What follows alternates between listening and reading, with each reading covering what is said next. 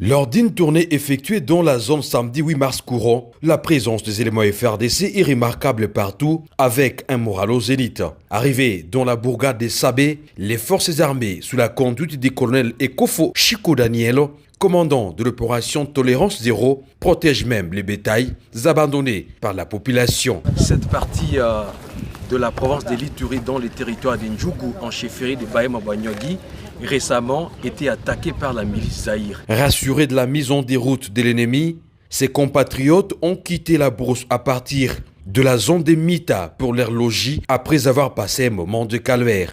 Ces hommes, femmes et enfants que vous voyez ont passé plusieurs moments en brousse à cause de l'attaque des éléments de la milice Zaïre à Nyamamba.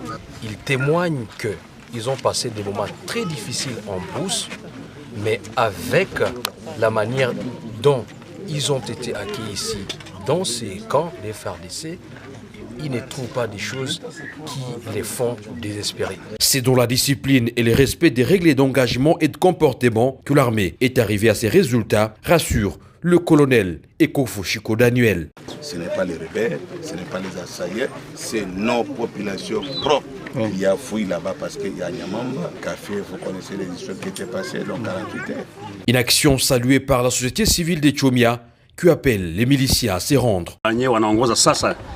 Ceux qui dirigent actuellement l'armée dans notre zone collaborent bien avec nous. Une fois il y a une alerte de la population, ils interviennent de manière proactive. Et cela nous redonne espoir. Nous les remercions. Ainsi, nous demandons à tous ceux qui détiennent des armes illégalement à pouvoir s'y rendre. Tous les groupes armés dans l'ensemble, surtout ceux qui endeuillent la province de l'Ituri. Entre-temps, à Chomia Centre, les activités se déroulent normalement. Le rétablissement de la paix dans cette zone du littoral du lac Albert est possible grâce aux instructions fermes du commandant des opérations et gouverneur militaire de l'Ituri, le lieutenant-général Luboyanka Chamadjoni, qui exécute sans faille la mission lui confiée par les commandants suprêmes Félix Antoine Tshisekedi Tshilombo.